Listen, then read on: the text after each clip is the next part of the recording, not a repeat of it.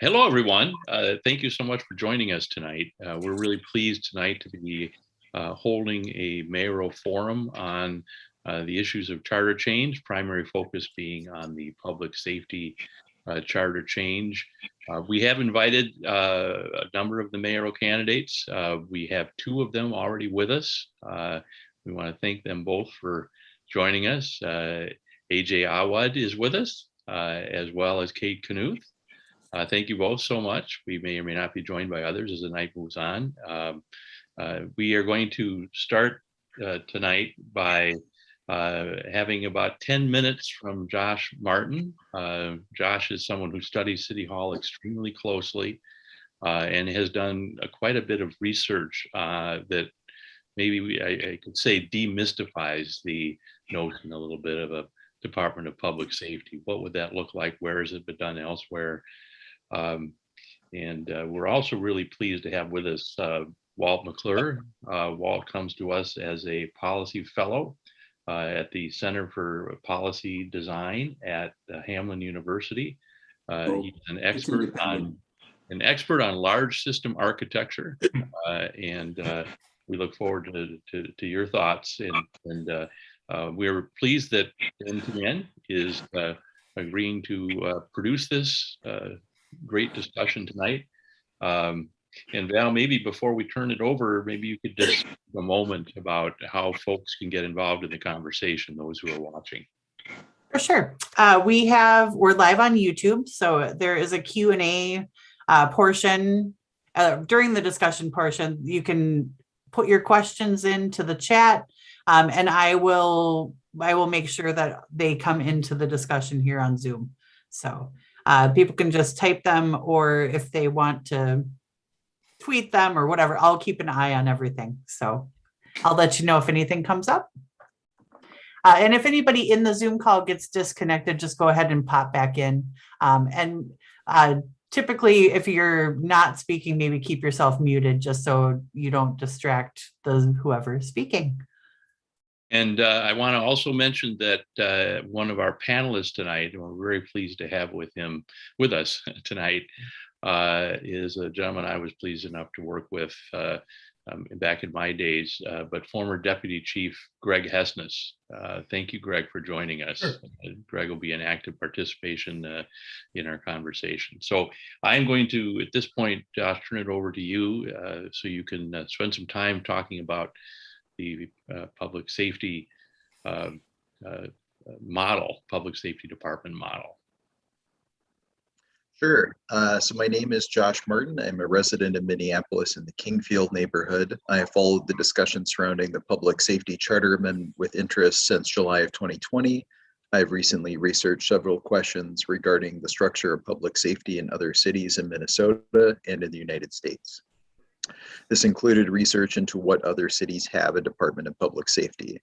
I recently developed a document which describes those findings for the benefit of the public, and will attempt to summarize them here. I think there will still be some time to maybe talk in a bit more detail about some of the particular cities listed here. For the nationwide search, I included cities with a population over 150,000. There are 180 such cities in total, and 12 of them have a Department of Public Safety.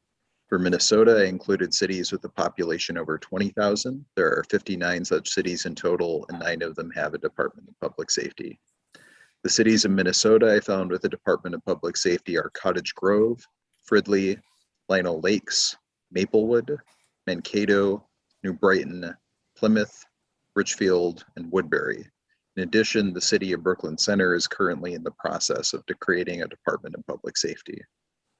The cities in the United States I found with a Department of Public Safety are Akron, Ohio, Columbus, Ohio, Denver, Colorado, Lancaster, California, Lexington, Kentucky, Newark, New Jersey, Palmdale, California, Paterson, New Jersey, Pittsburgh, Pennsylvania, Providence, Rhode Island, St. Louis, Missouri, and Sunnyvale, California. The specific functions contained within a Department of Public Safety vary significantly from city to city, and the reasons for such a department also vary.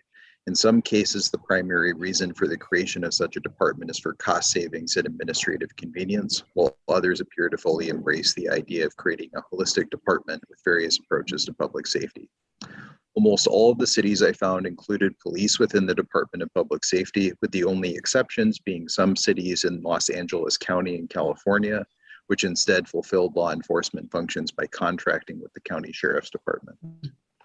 The most common other functions that were included were other emergency service functions, such as firefighting services, emergency medical services, 911 dispatch, and emergency management. Other cities included a broader array of functions within the department and may include areas such as animal control, building inspections, health services, licensing, neighborhood relations, special event permitting, violence prevention, and youth programs. Almost all of the cities in Minnesota had the commissioner of the department also serve as the chief of police. In the cities in other states, which are more comparable in size to Minneapolis, there was generally a separate head of the police division who reported to the commissioner. However, the commissioner generally had significant prior experience in law enforcement. The full document is publicly available, and I'd be happy to share it with any interested persons. In the event question 2 is adopted, it would seem beneficial for the city to consult with leaders of other departments of public safety and find aspects which work well. The cities of Denver and St. Louis in particular appear to have structures which most closely resemble the structure which has been discussed for Minneapolis. And I've pasted the link to the document in the chat. I think we still have a little bit of time, so I might go over a few cities which could be representative of the broader whole. We should probably cover a few of the Minnesota cities. Those tend to be more of the emergency services type and not the broader departments. So the two largest cities in Minnesota which have a Department of Public Safety structure are the city of Plymouth with a population of around 80,000.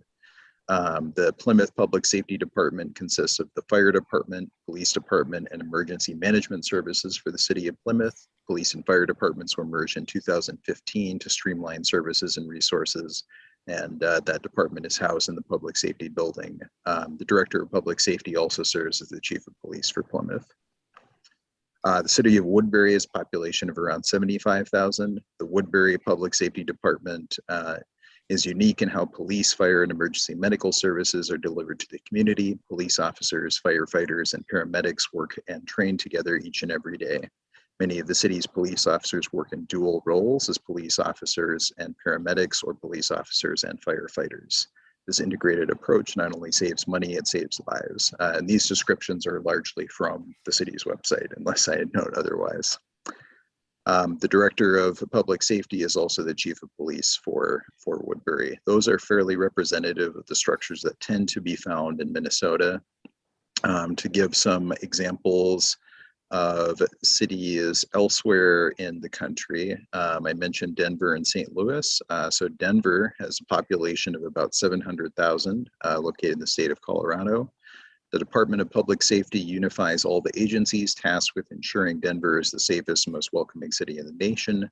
Denver's public safety department includes Denver Police, Denver Fire, Denver 911, Denver Sheriff, Community Corrections, Public Safety Youth Programs, and the Gang Reduction Initiative of Denver. DOS also oversees the Public Safety Cadet Program. In this case, the Director of Public Safety is not also the Chief of Police, as I mentioned for the other cities in the US, that tends to be a separate position. And in this particular case, the current director does not seem to have significant prior police experience. And St. Louis was the other one I mentioned earlier. St. Louis has a population of around 300,000 and is located in Missouri. The Department of Public Safety is the largest municipal government department in the city of St. Louis, overseeing the fire department, the Metropolitan Police Department, 6 major divisions, 2 bureaus, a correctional institution, and the city jail. That description is from their website. So in addition to the items noted above, the other divisions that they mention provide services such as building inspections, disaster preparedness and response, liquor license enforcement, neighborhood relations, and special event permitting. And in that case, the Director of Public Safety is not also the Chief of Police, but the current director does have police experience. So I think those are representative of the types of structures we tend to see in larger cities. They tend to be more expansive than what we see in smaller cities, where it tends to be police, fire, and other emergency services. Josh, thank you very much. I think that's really helpful to people. I don't think there's been near enough discussion of the experiences elsewhere. So that's really helpful. Walt, you, I know, have given a lot of thought to, as I said, large system architecture, culture of organizations, and I know you could spend a lot more than 10 minutes, but in the 10 minutes that we've allotted you, which I know is a challenge, maybe to help set the stage for the conversation we want to have, if you could give us some of your thoughts about what you see from your work as the type of systemic change that we need in Minneapolis.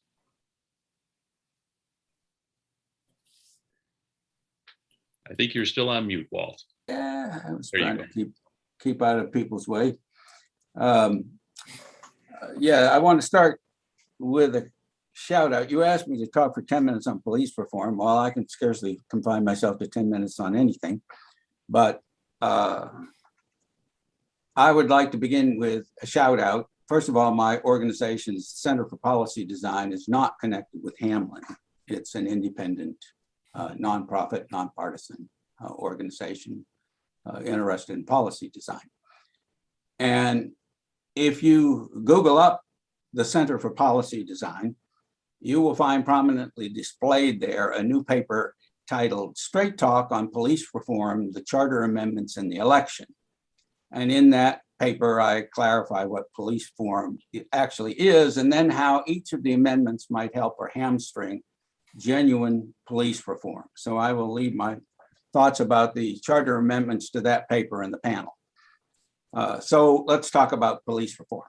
Police reform is the #1 priority of Minneapolis. Not only are citizens being harmed, but if violence and crime are not curbed in this city, business and the well-off will flee to the suburbs, undercutting our tax base and employment base and worsening life for all the remaining residents. Curbing and violence is the job of police. Therefore, Minneapolis requires an effective police force. It just does not need the dangerous, dysfunctional police force it has now, whose undue violence and racism have for decades harmed and alienated many citizens, particularly those of color, and cost the city and its taxpayers millions in damages. We need a reformed police force of excellence that this city and its many good officers deserve. There's much confusion about police reform, and I want to remove one source of confusion at the outset. Despite all the heated rhetoric, a Department of Public Safety by itself is not police reform, nor a substitute for police reform, nor should it be confused with police reform. It depends on what the charter amendments pass and on the subsequent actions of the mayor and council, whether such a department would encourage genuine police reform or hamstring it. What is police reform then? Police reform is enduring change in the daily behavior of police on duty that accomplishes 3 goals. It reduces crime and violence. It constantly minimizes police force and racism and treats all citizens, rich or poor, white or of color, with dignity and respect. And finally, it wins the police the trust and cooperation of the community, which is a major factor in preventing and solving crime. Tips from the community, particularly communities of color, and thereby garners officers the legitimacy, respect, and gratitude they deserve for their courageous service on our behalf. That enduring change of behavior is what police reform is, and those 3 goals are what that change of behavior must produce to be called police reform. How do we get there? Police reform requires 2 big steps. Step 1 is a complete change in the present policing approach, and step 2 is a thoroughgoing makeover of the officer personnel that retains and hires good officers and removes all the unfit and insubordinate officers who will not follow the new approach. The Minneapolis Department presently uses a terrible policing approach predominant throughout this country. It's not just Minneapolis. It's self-congratulatory, calls itself warrior policing. Our former chief of police calls it thumpers, not warriors. And it conducts a war on crime. It encourages undue police violence and racism. It attracts bad apples and trains good apples. And we have many fine officers to act like bad officers. How do we know? Okay, regarding police violence, police in the United States kill 6 times more residents per capita than any other developed country and 10 to 20 times more than most. But we have no less crime and vastly more murder. So our police are violent, but no more effective. Regarding racism, I don't think most white Americans have any grasp how racially biased warrior policing is. It's systemically highly racist, even if individual officers are not racist, because it deliberately and excessively targets Black neighborhoods. For example, Minneapolis police stop and search Black drivers at 29 times the rate they stop white drivers for equipment violations. Nationally, Black Americans are 2.5 times as likely as white Americans to be shot and killed by police. Research shows these Black Americans fatally shot by police are no more likely to be posing an imminent lethal threat to the officers at the moment they are killed than white Americans fatally shot by police. That means when you adjust for the degree of threat, okay, are they armed? Are they unarmed? Are they shooting at the police? Are they threatening the police? Are they fleeing the police? Are they violent criminals? Are they nonviolent criminals? Do they have no criminal record? Black people are more often targeted for use of police force than white people. For example, unarmed Black men are 3 times more likely to be killed by police than unarmed white men. Now, police excuse this targeting of Black neighborhoods, saying, well, crime is higher there. And in many it is, but research finds no relationship between crime rates by race and this high racial bias.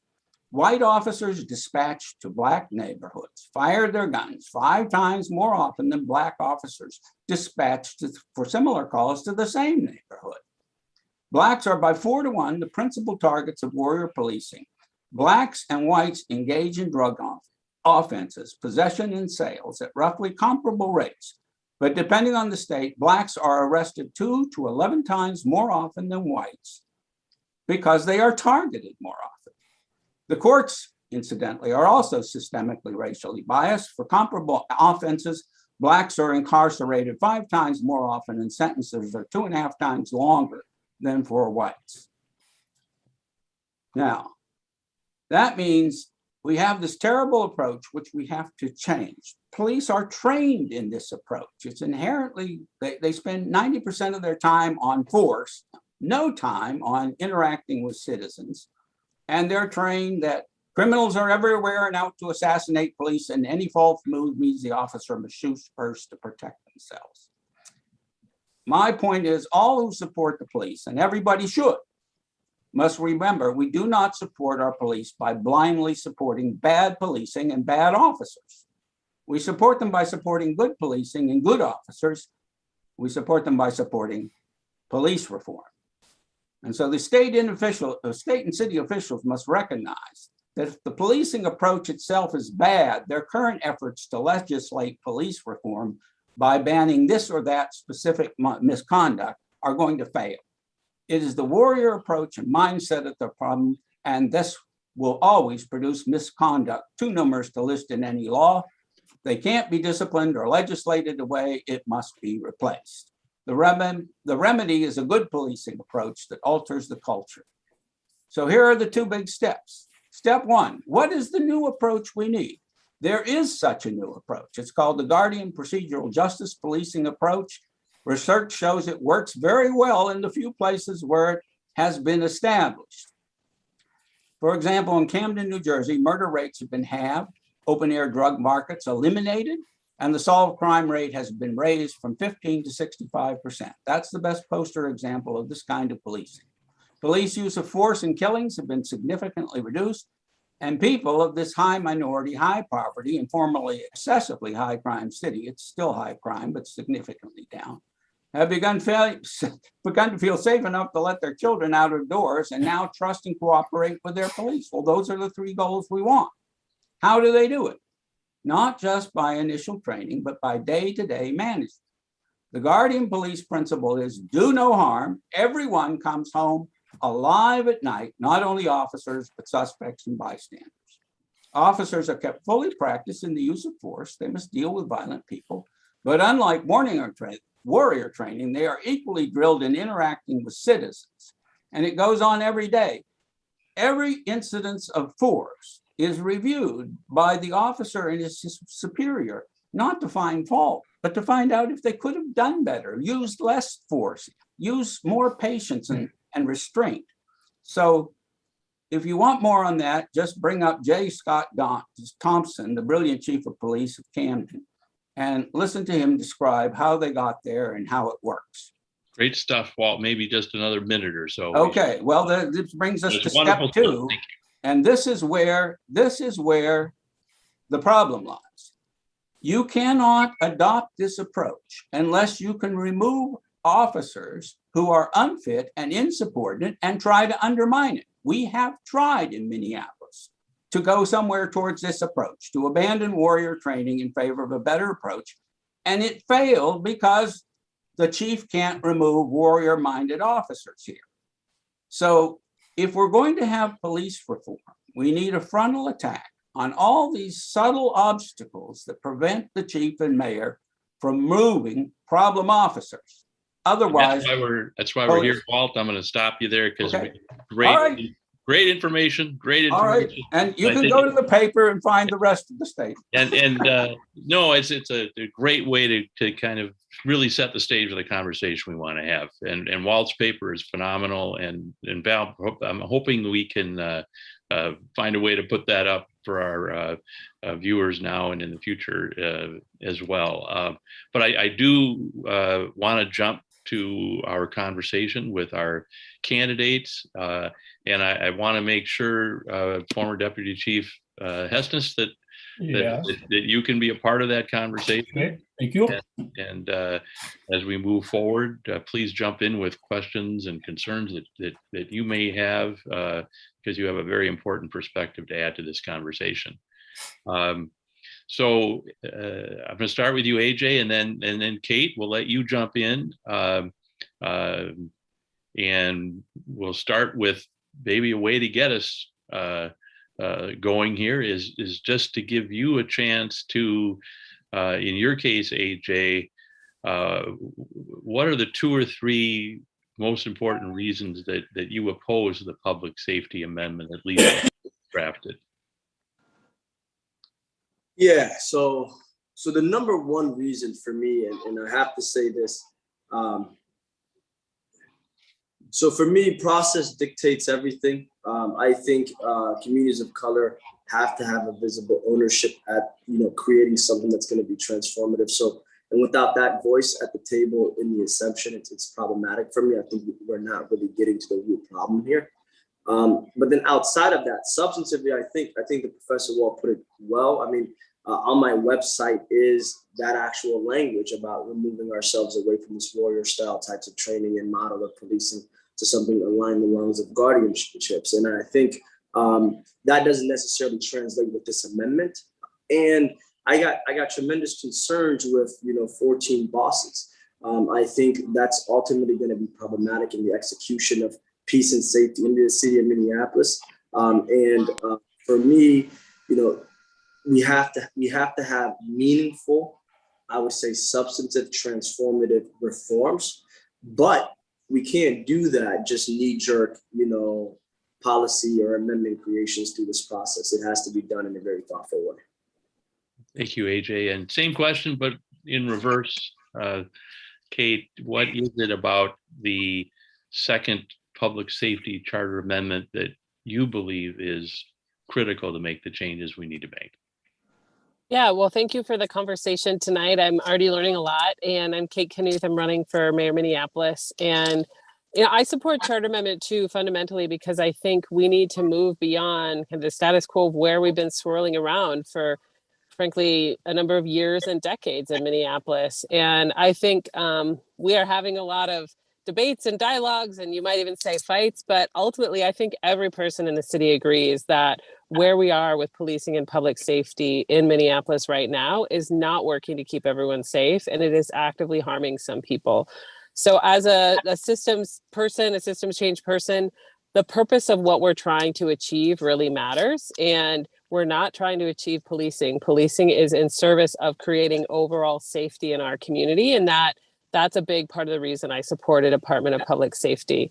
I also support it because I have concerns about having a single person with full authority over MPD and the mayor. That's sort of out of the norm of democratic practice and design in terms of shared powers. And I have concern about lack of transparency, lack of accountability, and just not basic policymaking process where we can engage with the people of Minneapolis in making our public safety and police department work more effectively. And then finally, I do think getting rid of the mandatory minimum number of police staffing from the charter. We are out of the norm again with that, the only city with that in our city charter. And I think it equalizes the power a little bit in useful ways. Now, I've been also very clear that I see police as an essential part of a new Department of Public Safety. And I've been very clear about funding at current levels. And just so people are very clear in understanding, we're funded, we're down significant number of officers from where we're currently funded at, because so many officers have been leaving the force for various reasons. So I think overall, this gives us the best framework from which to move forward on real holistic public safety and significant police reform as part of it. And, you know, people say, well, what do you do if it doesn't pass? And I say, we keep pushing, but I support Charter Amendment 2 because I think it gives us the best framework and tools to move forward in the ways we need to in the city right now. Greg, I want to ask you, if I could, as a former deputy chief and with a long career of service in public safety, perhaps give you the opportunity to express, first of all, your concerns about the second charter amendment and what you would want to hear from the candidate that might address those concerns. Okay, thank you, Paul. Well, a few things, as I was mentioning before we started here, I actually ran a Department of Public Safety when I left the city, and I was the assistant VP and police chief at the U for 12 years. And my public safety department consisted of police, emergency management, emergency communications, and central security. Some of those were system-wide functions. What I'm seeing, I have two concerns, I'll say. What I'm seeing in the proposal is a public safety department that will be the police and something else. Not all those related functions that are typically part of a public safety department. An opportunity to talk to Council Member Jenkins at Lindale Open Streets about this. And she had explained to me that the city attorney had counseled them not to be very specific about how the department could be structured, which, you know, to quote my old boss, Kathy O'Brien, the city attorney's there to give us advice, not to make our decisions. So I disagree with that. But I would like to see a more fleshed out department. Like I even said to Andrea, you can't even include the fire department without changing the charter again. You know, so I would like to see a lot more developed. And I have told you, Paul, I do not dispute the ability of a public safety department to be very valuable. Like you said, I ran one for 12 years. So there's that. And the second thing, most people who are proponents of this amendment either gloss over or ignore entirely is the violence that a lot of the city is experiencing right now.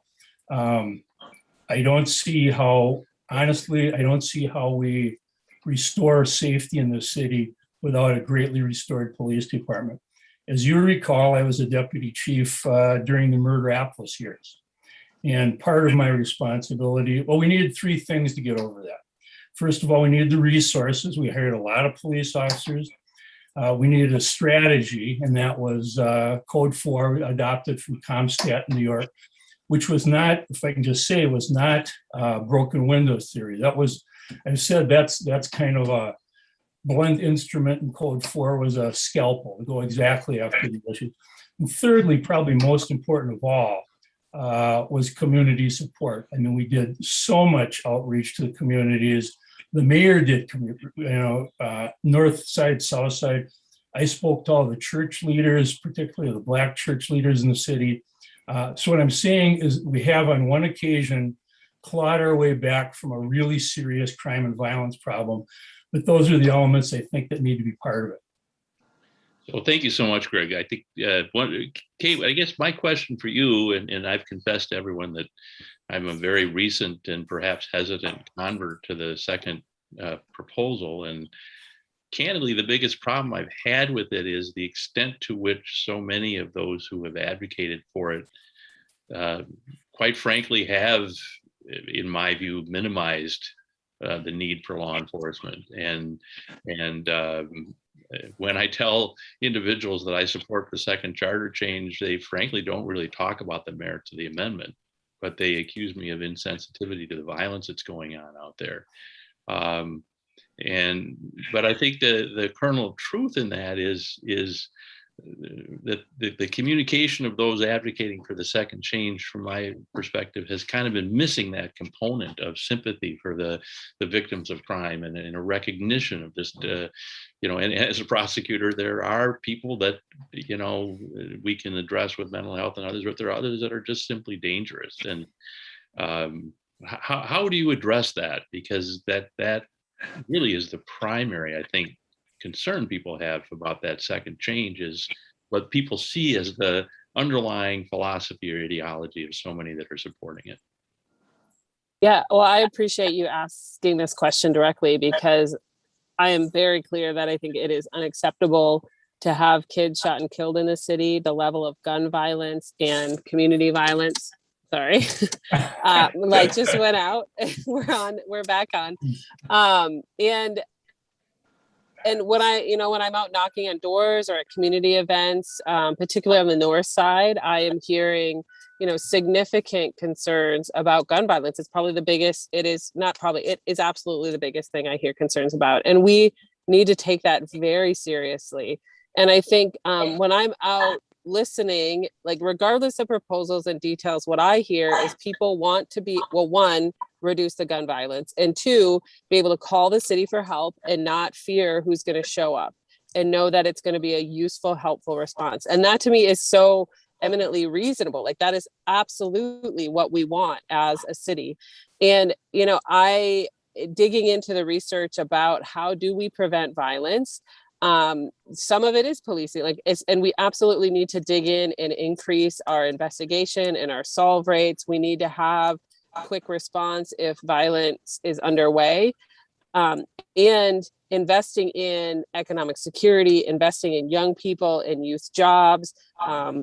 Those are proven things that help reduce violence over time. And it's not like this is not stuff we haven't done in the city before. The Office of Youth Violence Prevention was back in the mid 2000s, and it saw significant success. And I think that's something that came out of our health department, and another time when we were dealing with increase in violent crime. And I think we're not looking to do things totally that are totally untried or untested.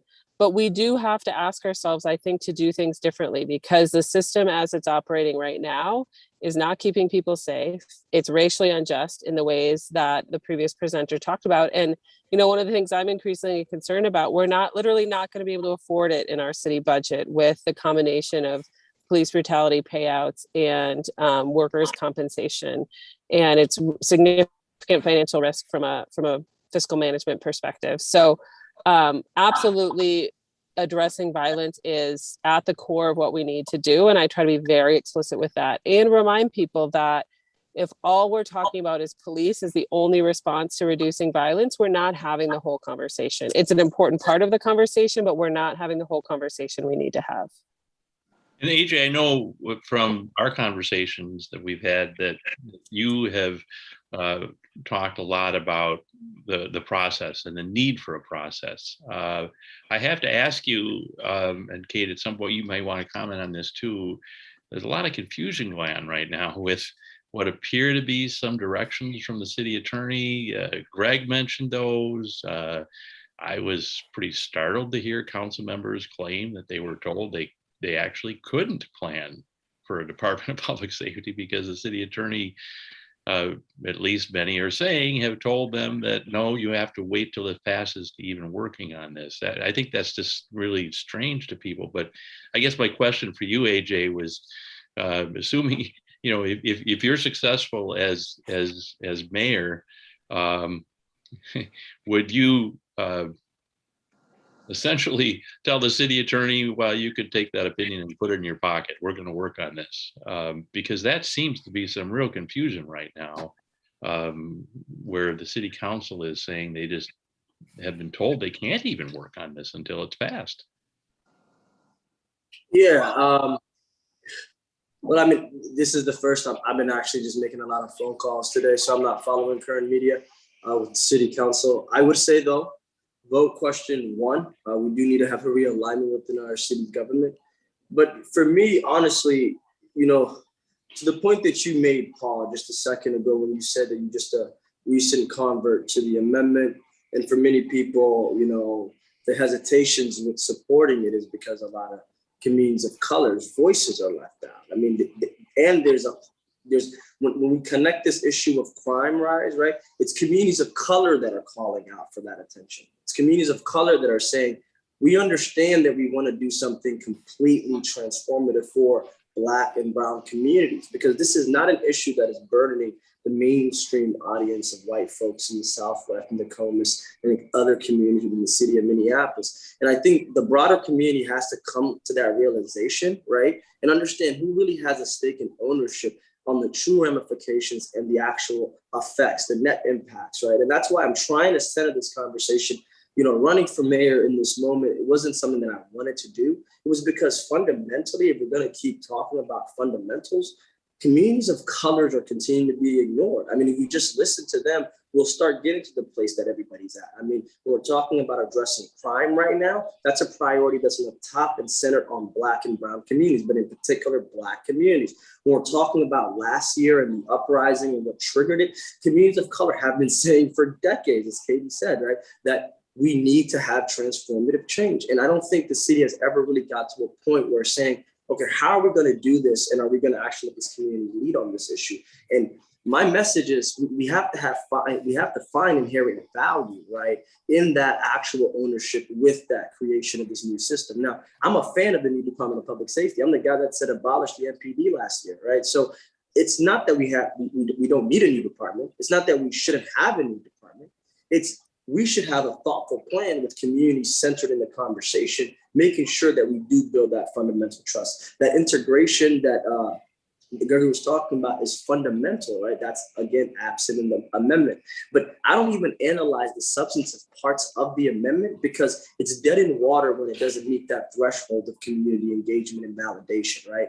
And to me, that has to be apparent to the whole city, right? I think that is really poor leadership to take us down a path where we're going to go and create a new system, maybe have it pass. We have to, go down this path. But ultimately, we haven't really built trust for communities of color. We're not talking about substantively that cultural change. How hard is it going to be to integrate and what is it going to look like, right? And the big element, and I wanted to ask Josh this in his research, right? The differences between, different departments of public safety throughout the country. I was interested to ask, what is the cost for that? What variables lead to it, right? Because I would assume that probably a lot of culture has to dictate, demographics have to dictate, population, I think he was suggesting earlier, have to dictate. And when I just look at the truth, honest culture of the city of Minneapolis's culture politically, but more importantly, the city council, I mean, I think it would be irresponsible to say to have 14 bosses and to take away that mandatory minimum that Kate said was something that I think should be removed. And she's correct. She's correct on it's not like that for every other major city. It's not like that around the country. And I think there's a reason for it, right?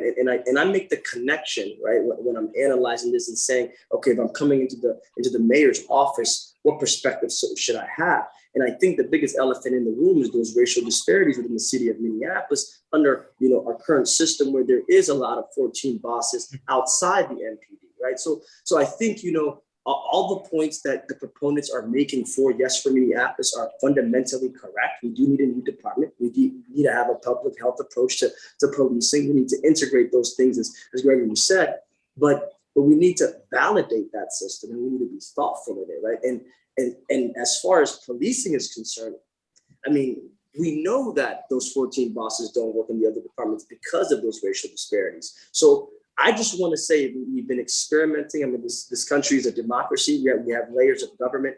And I think the city of Minneapolis has experimented far too long with this type of separation of churches and powers where the executive has more. And I think where they're leading us with this amendment is exactly that, right? I don't want to go down having the last remaining department where there's really just one executive overseeing it and executing it, to now have that experimentation with all the other departments. I think it's not good for communities of color. So Greg, I want to again bring you back into this conversation and give our candidates a chance to perhaps respond. I mean, you have a long history, of course, with Minneapolis Police Department. One of the things that I've heard, I imagine you've heard, is that the morale of a lot of the newer officers is extremely low.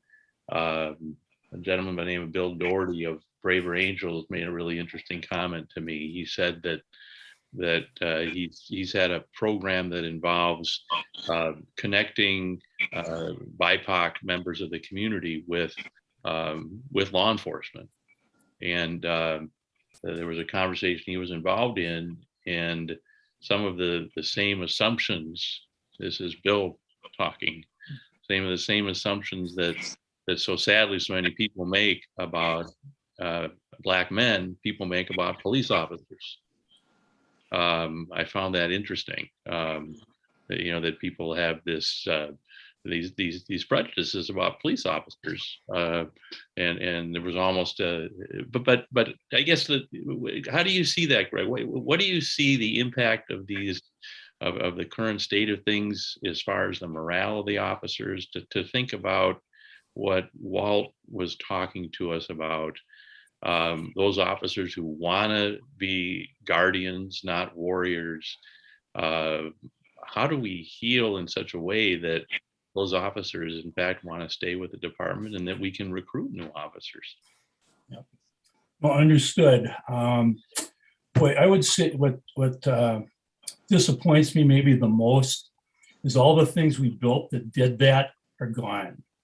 Community Crime Prevention Safe, the Police Activities League, the Community Engagement Team, the Bike Cops for Kids, all those things that not only engage kids, but also expose these officers to residents of the city. For example, of course, I'm a city kid, went to Minneapolis Central with Arredondo and Sales Belton, and also, it was a time when that was only one of 2 integrated schools in the city. But so we got to know the community, came up with it. One of the things I didn't hear Walt touch on necessarily was with the creation of the post board. The truth is, very few candidates, licensable candidates, come from this city or any city. They are, predominantly, suburban or even ex-urban in their background. So, as we know, also there is a law preventing residency rules. Now, there's pros and cons to residency anyway, but it's off the table for now. So, to me, that suggests we got to find a way to connect these young officers to the city, to dispel those stereotypes they might have of our communities. Just as a first step. And other than that, I think, the morale, of course, has taken a hit. I mean, what's really irritated me a couple of times when I've heard council members say, well, they're engaged in a work slowdown. And I still have my connections. The officers that are there are just working unbelievably hard. I made a request for response time information. It used to be one of the most common police and fire performance measures that we just gave people because we want them to know, and they hadn't heard anything about it. So I had to make a freedom of information request. I made it in July, and I finally got my information at the end of September. And for priority one calls, the most serious call that people need help now.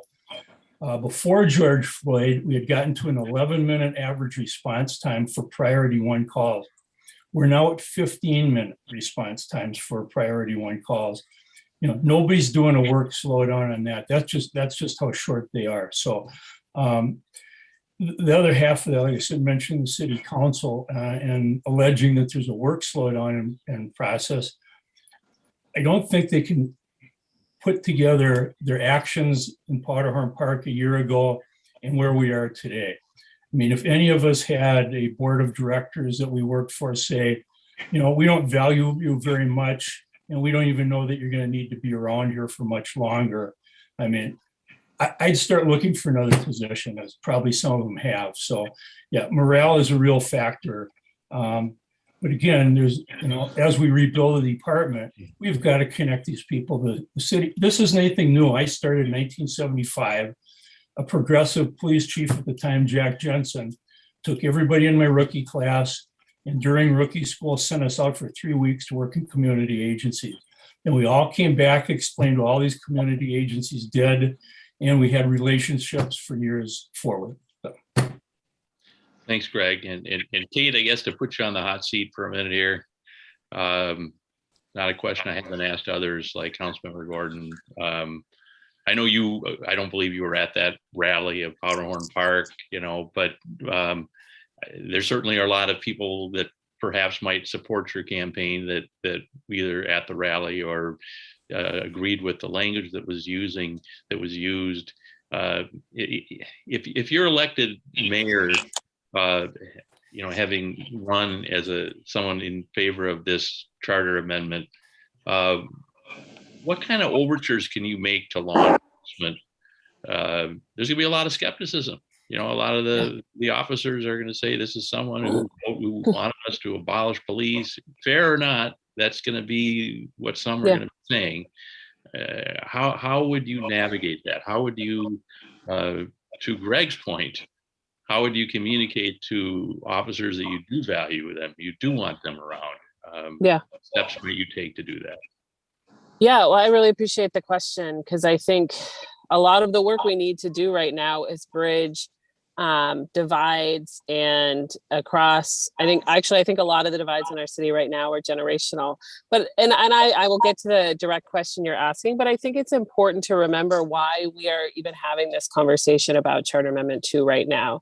There's been a lot of focus on the council, but this charter amendment came to the ballot because over 20,000 people signed a petition to get it on the ballot because of the frustration with the relationship and the function between MPD and the community. And so I think that is really important to take seriously. And a lot of the leaders, and these are not like you just put out an online petition. These had to be collected in person, in the cold, during a global pandemic. So it took a lot of work by a significant number of people, many of them people of color, to get us to the point where this is on the ballot. So I think we need to ground ourselves in that reality that is the frustration and the anger that is out in our community. And I think we need to take that very seriously. And we need to take very seriously the fact that officers are essential public servants in our community.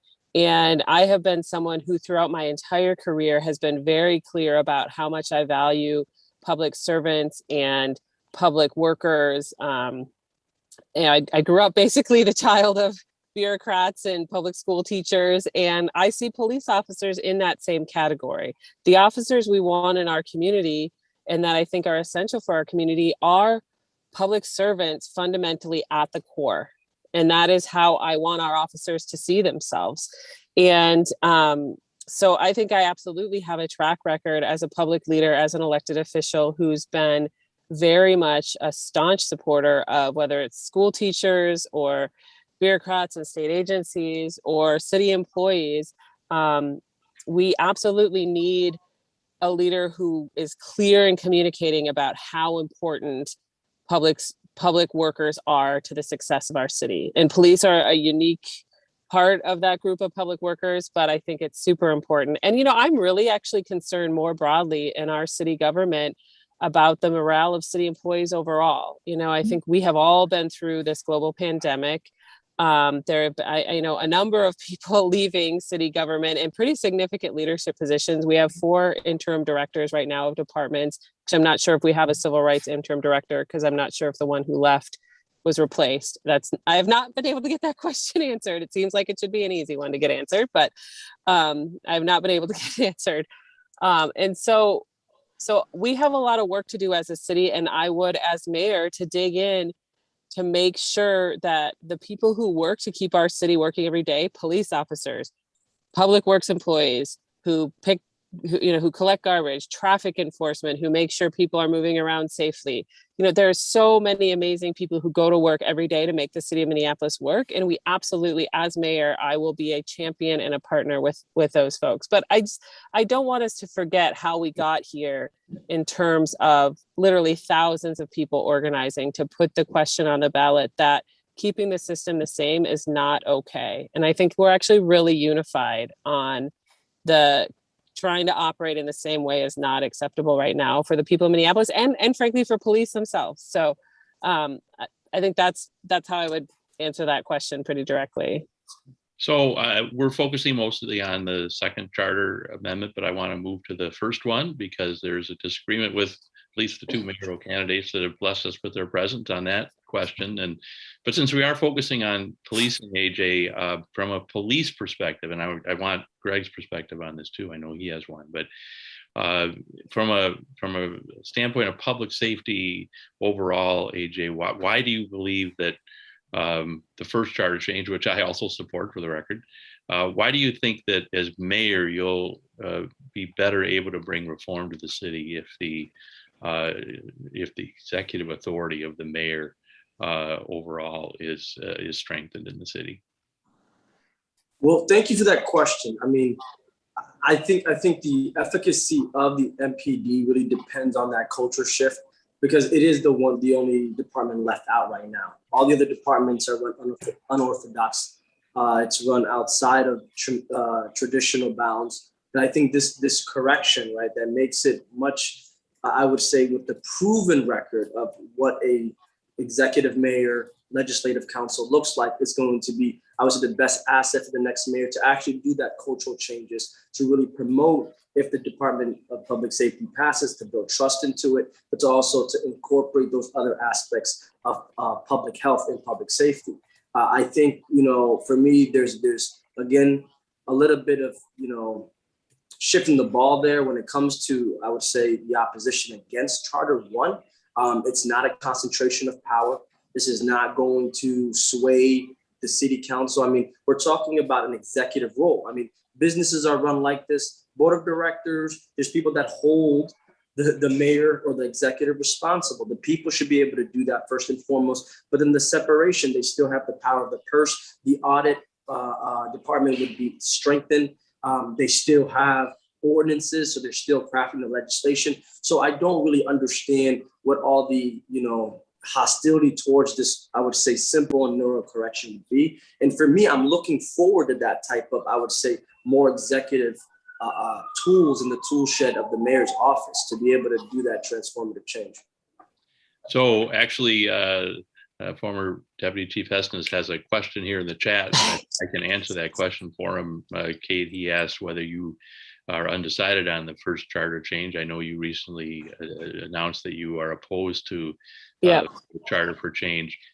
Here's my question for you, again, to put you on the spot. You're elected mayor, and you have arguably a mandate to lead the reform of the public safety system in Minneapolis. You work with the council to create the new Department of Public Safety. Charter for Change does not pass, but number 2 does pass.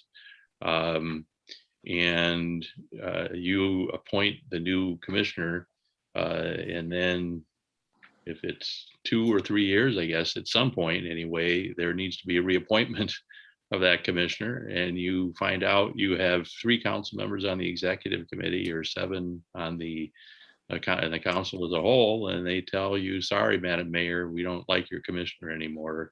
Your commissioner has to go. So wouldn't that reduce your ability to fully own your executive authority if council members periodically can simply decide that even if you like your department head and think they're doing a good job, that they have to go? Yeah, well, I appreciate the question, Paul, and I'm happy to specifically answer that. But I think it's important about my decision making in Charter Amendment 1 this year. If we're going to dig in, I was considering different aspects of it for quite some time. I'm not totally opposed to quote unquote a strong mayor charter amendment. I have significant concerns about this particular drafting of a charter amendment, and at the time we're in the city's history and the work we really need to do, quite frankly, to build trust in our city and our local democracy overall.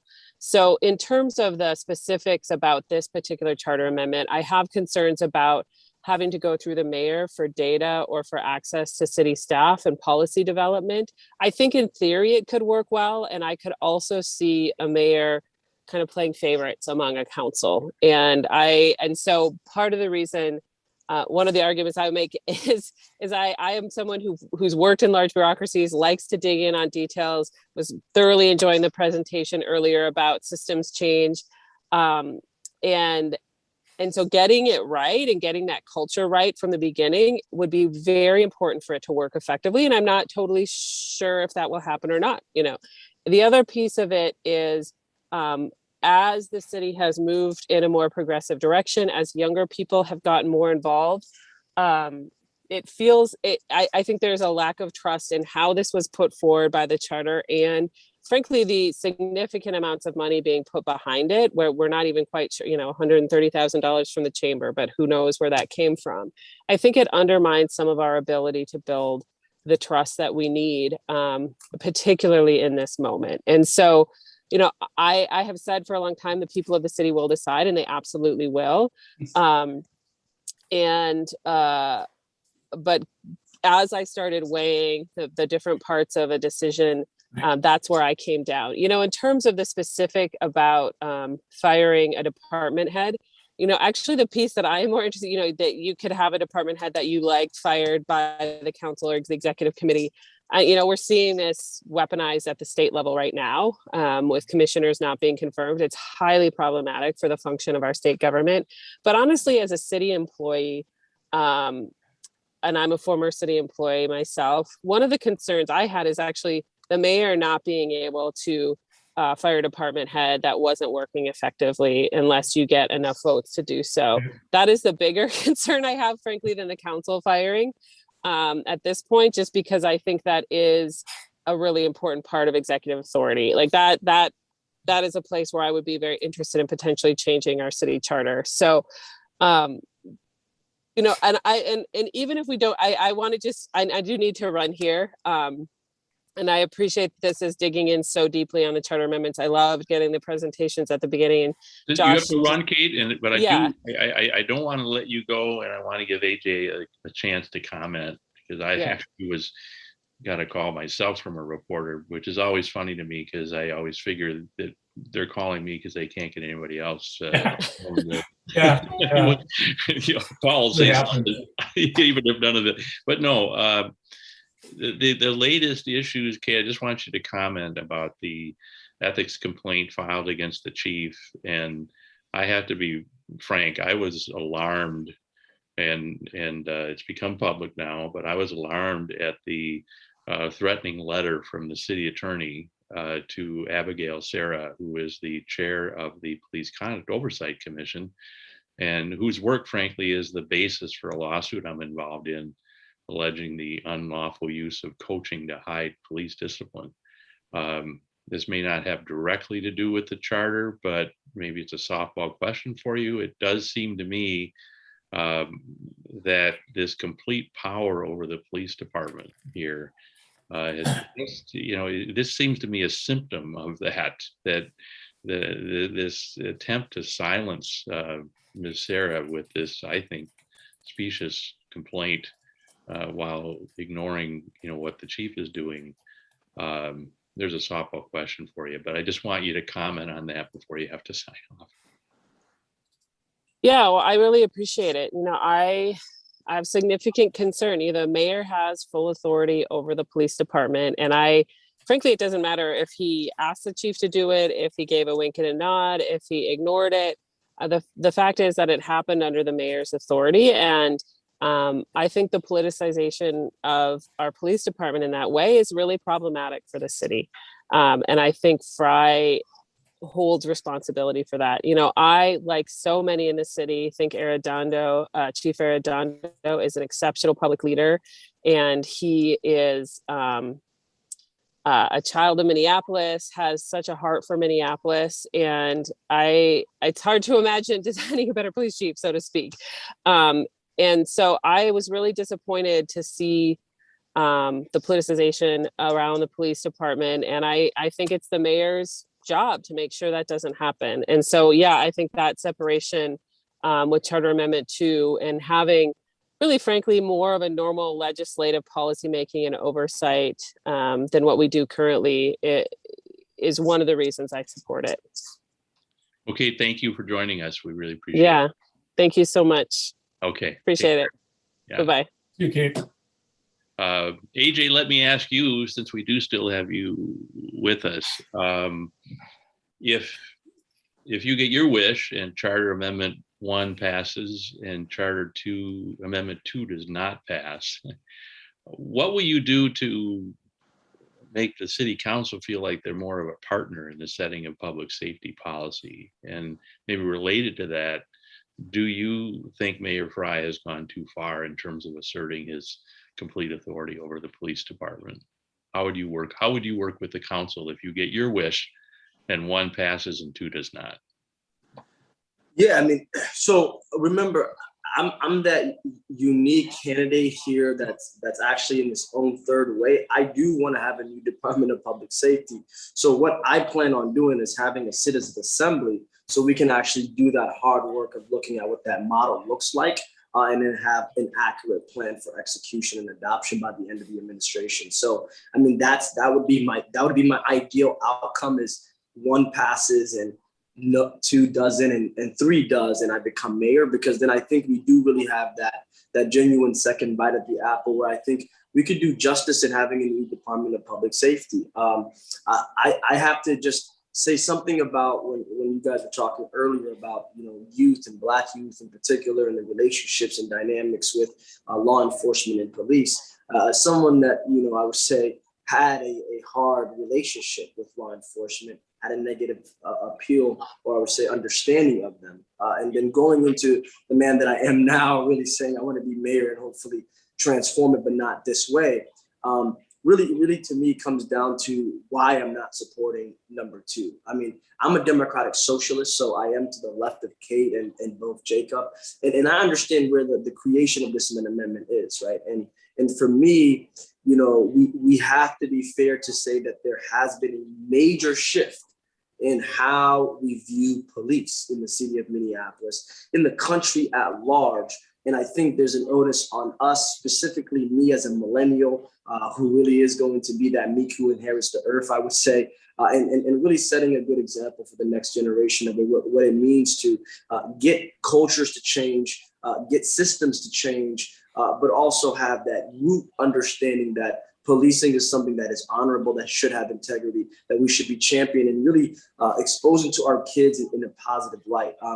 Calling them out is appropriate, and we need to do that. And that's the hard work of the civil rights movement and what we have to continue in the city of Minneapolis. But for me, I just do not agree with the 2, false dichotomies and binary, system that we're looking at. It's either MPD and Jacob, we can do it right now, or it's this is the only way with, you know, a new Department of Public Safety, and we're just not having that appropriate conversation. I think, you know, if I'm lucky to win, I think we will have that appropriate conversation. I think most people aren't really, I think, you know, understanding how important mediation is to really reconcile these racial issues and systematic racist, I would say, institutions. And that's what I'm looking to do, really, as the next mayor of Minneapolis. And, you know, I would also say, you know, Kate made the assertion that, you know, Charter 1 is being funded outside.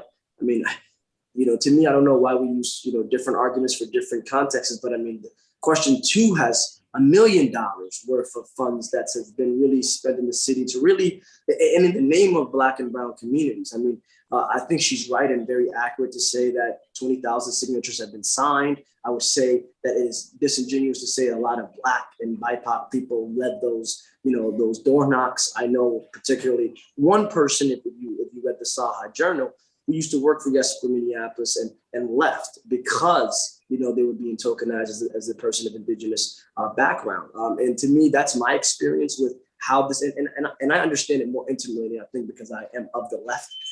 So, and I think, you know, it is problematic. It really, really is problematic. So, you know, I maybe my own personal frustration is not very important at this point, but I have to express it anyway. You know, I remember when I worked on charter change, a different type of proposal. It was a city administrator proposal, which has both pluses and minuses vis-a-vis a mayoral proposal. We didn't have the divisive politics we had now. It wasn't seen as a time of crisis.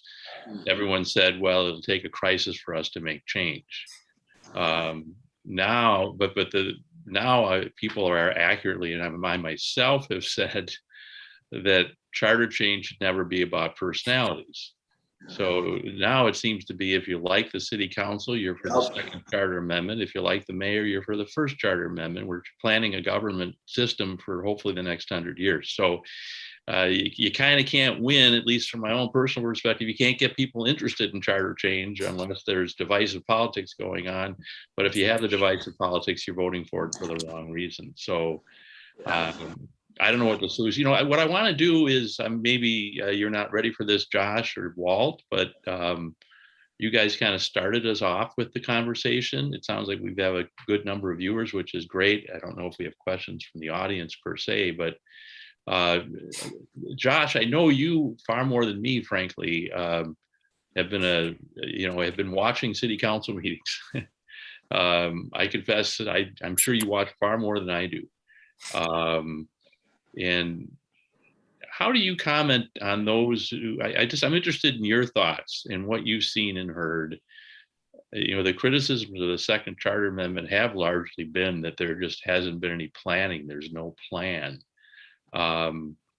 What is your take on the position of many of the city council members that they've been told they can't plan? Is that something that resonates with you? Do you think that's the case? And have you actually seen that when you've been watching some of the meetings take place? Yeah, so there was a meeting, I believe it was of the Public Health and Safety Committee, where a presentation was made by several council members who were supportive of question 2, and they presented at this point a skeleton of what the department structure might look like, and talked about this public engagement process and the involvement of city staff in developing a draft ordinance. And Susan Trammell, the city's chief ethics officer, stepped in at that point and advised them that that would be not permissible because they would be using city resources, in her view, to advocate for a ballot question if they were to do that. And she was later quoted in the Star Tribune on that issue as well. So yes, I witnessed one of the city attorneys advise the council that they were not permitted to develop that plan to share that with the people of the city. Well, has that been shared with anyone in the city? Can we put up a link? Has it been kind of exercised from city documents? Because so there at some point. Oh yeah, absolutely. That document's still available. I can go search in that in LIMS right now. one of the things that we're trying to do, Val and I, in the conversations we've had, is just kind of bust some of these myths that are out there, regardless of what side of the issue we tend to be on. And so just in the interest of fairness, having criticized the council myself, admittedly, for months for not having a plan, when I then discovered they were told they can't have one. But that would be helpful, I think, for people to see that. Because Greg, you asked a good question. What is the plan? So Walt, as you hear this, in the conversation that's taken place tonight, what, if anything, gives you hope that we can make this move to a guardian style of policing? And let me give you the chance, and only give you a couple minutes maybe, but you kind of hedged your bet on the charter piece, because I told you not to focus on that. But what is your opinion of those two charter amendments? You certainly are free to share that with us. By the way, I just have to say, I'm gonna have to leave, by the way. Thank you so much, Thank AJ. you guys for the We really appreciate conversation. it. Best of luck on the trail. Thank you. Yes, thank you. Vote me #1. Okay, I would like to make a description of the present departments, all the departments versus the police department. All the other departments are a weak mayor, strong council, where the council is given executive authority. Now, you cannot make executive decisions by committee. Okay, so that is very defective, and it has cost this city enormous amounts. Okay, no institution tries to have multiple chief executives because they war with each other about what should be done. And if you need rapid decisions, you need a chief executive. Okay, so the executive authority of the council violates the principle of separation of powers. The proper separation of powers is that we have a legislative council and an executive mayor. All right, what about the police department? It, in contrast to the others, is a strong mayor, weak council model, which is totally undemocratic, and it prevents the council from riding herd on the mayor. So what we need is neither a strong mayor, weak council, nor a weak mayor, strong council. We want an executive mayor, legislative council, like every other level of government. We have found, proven that is the way to go. So how do we get to that? Because I think that gives the best prospect for genuine police reform. Well, you should then vote to take the executive power away from the council. And that's Charter Amendment 1. It has no downside. It simply takes executive authority from the council and leaves them with legislative authority. But the flaw is it didn't complete the job. It did not restore legislative authority over the police department. And that's what Charter Amendment 2 does. But here's the hooker. You can vote for one whether you're for 1 or 2. The city would be much better off to have a council without executive authority. But if you believe in Amendment 2, then you must vote for 1. Because if you don't vote for 1, then you have simply left all the other departments with this 14 boss problem, the strong council, weak mayor, and extended it to the police. Whereas if you vote for both, then Amendment 1 takes executive authority from the council.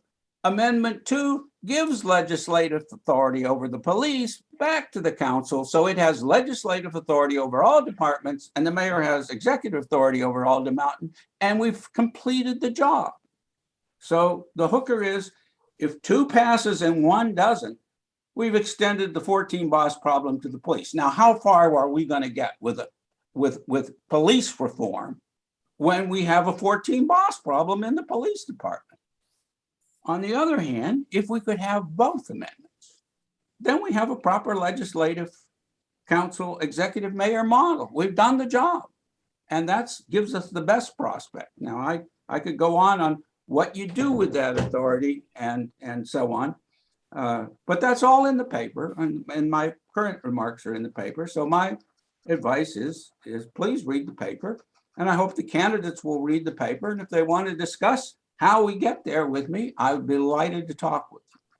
And Greg, you were at City Hall at a time when, for the most part, if the city council asked the chief to come and speak, the chief would speak. I remember there were a few times where the mayor would grumble a little bit about meddling from the council, but it does seem to me that the city attorney's opinions of late that there's been a new approach to this, and I'm interested from your perspective because you were in front of the council a number of times,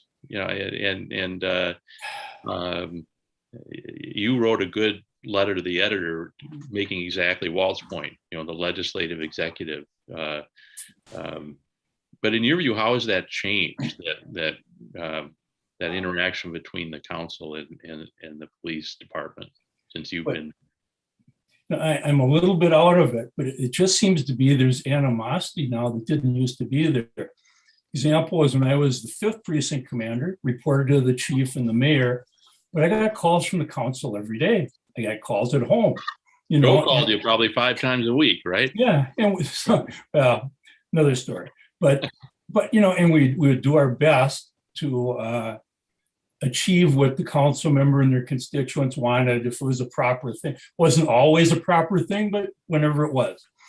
And then secondly, when I became the deputy chief of services, I attended the agenda setting every other Friday with the council and for the public safety committee. And so if there was a police issue that they wanted spoken about, if I was a proper person, I would take care of it. If there was somebody better, I'd line up somebody better to come and answer the council's questions. So I didn't think that was very painful. I thought we kept the council very well informed and had a good partnership. So is it just the animosity today? I don't know. Yeah, from my perspective, there's been, frankly, inconsistency in the city attorney opinions. Susan Siegel issued a city attorney opinion in 2018 that said that the city council had the exact same legislative authority over the police department as any other department. But folks that we've talked to say that opinion was an outlier. And we have a lot of examples now where policies are being changed without the council having any input, significant issues, I think, in a way that didn't happen when I was there. And so I think this change in the second charter amendment has maybe been necessitated by that evolution, because as a council member, I typically felt like I had a significant say in what was going on with the police department. And and of course, there's plenty of blame to go around. There's a lot of unnecessary vitriol that has made things worse. But well, Val, you're our producer, but you always have a lot of wisdom. I don't know if you have any final words or comments. I think this has been a very, very helpful discussion. I do want everyone to know kind of how this idea started. We were going to have this forum. It was not going to be MTN that was going to be hosting it. It wasn't going to be me that was going to moderate it. Abigail Sarah, who's the chair of the Police Conduct Oversight Commission, had arranged to have, I'm not sure Mayor Fry confirmed, but a number of mayoral candidates had confirmed to address the Police Conduct Oversight Commission because there was interest in members of that commission as to the views of candidates and how their work on the commission might be impacted by either of these amendments. There was a city attorney opinion directing them that they could not do that.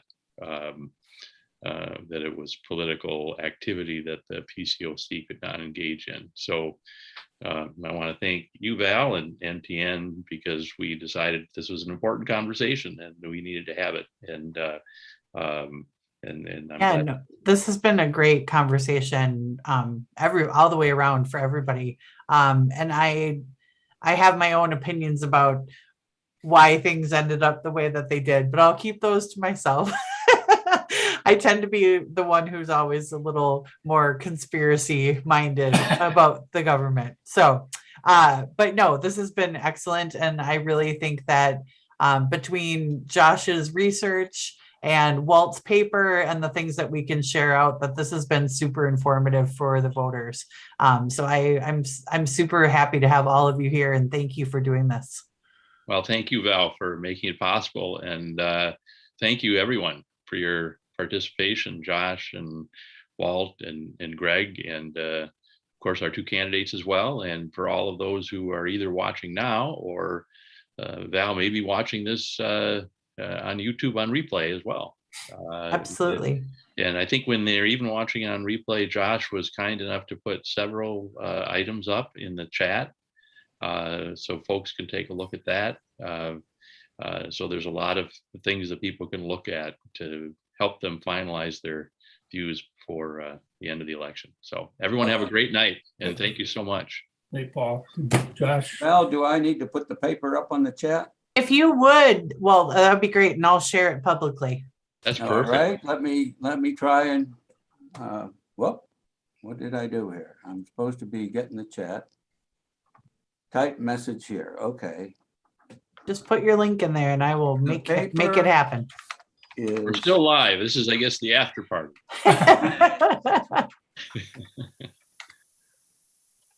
Well, you can close it because I'm just putting this note here on the chat thing. Great talk on